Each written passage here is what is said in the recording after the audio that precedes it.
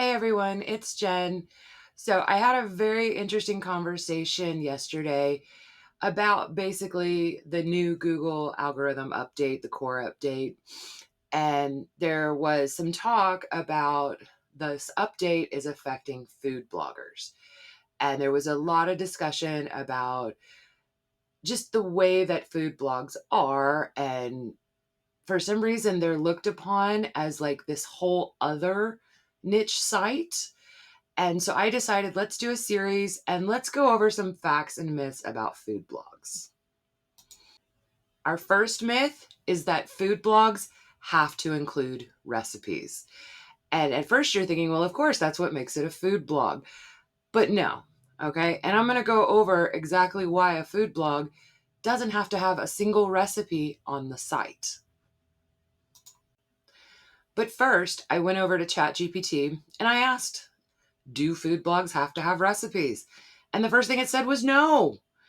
And then we started talking and discussing what exactly makes a food blog. And when you think about it, everybody on the planet eats food in some way. And there are a zillion different topics regarding food. And this is just a quick list that ChatGPT gave me about what you could write a food blog about. I mean, it goes from everything from food styling and photography to food allergies. So people would be searching for, does this item contain this? Restaurant reviews. Do you know how many questions like, what does the Grim milkshake taste like? Well, somebody's got to go try it and got to go write about it. And that's not a recipe. There's also tons of things about how to buy certain foods. Like if you're looking for black squid ink pasta, where in the world can you find it? Now, some of this seems a little obvious, but I hope this is kind of expanding your idea of what a food blog can be about. I mean, there are even food blogs out there about cooking failures, about most commonly made mistakes when making the food. So it's not even a tutorial of how to make the food. It's basically this is how people mess it up. So there's also lots of different food blogs that revolve around meal planning and party planning and decorating with food and how to preserve food and how to grow food, how to make copycats of other recipes. So please, please, please keep in mind food blogs are not just recipes. In fact, one of the reasons why food blogs are not just recipes is because I want to show you the funnel. Okay. If you're in affiliate marketing or in niche sites, you should have a really good idea about what a funnel is. Okay. Now, they kind of break down into tofu, mofu, and bofu, which basically you start at the top of the funnel. These are very broad questions that usually have a huge search volume. And this is from Ahrefs. And the simple keyword is chicken dinner ideas. And it gets searched 48,000 times a month. That's huge. But it's a very, very broad question.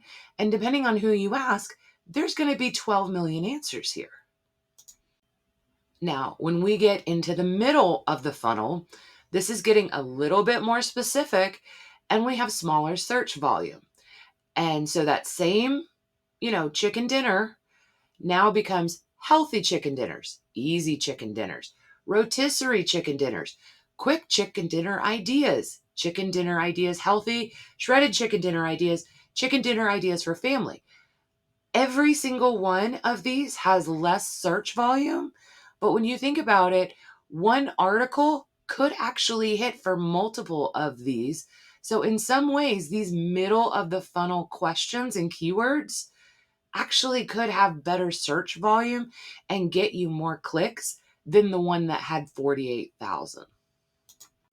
Now, here's the part where recipes come in. Now, look at this one, chicken dinner with mashed potatoes. To me, that sounds very much like a recipe. Recipes on food blogs are literally the very bottom of the funnel. That's because somebody has already decided this is what I want to make, and now I want the recipe for it. So hopefully that makes food blogging and recipes make a little bit more sense, but I have one more question for you. Did you really believe that all food blogs have to have recipes? Just the concept of that would be like me saying that every niche website about cars has to be how to and tutorials of how to fix cars.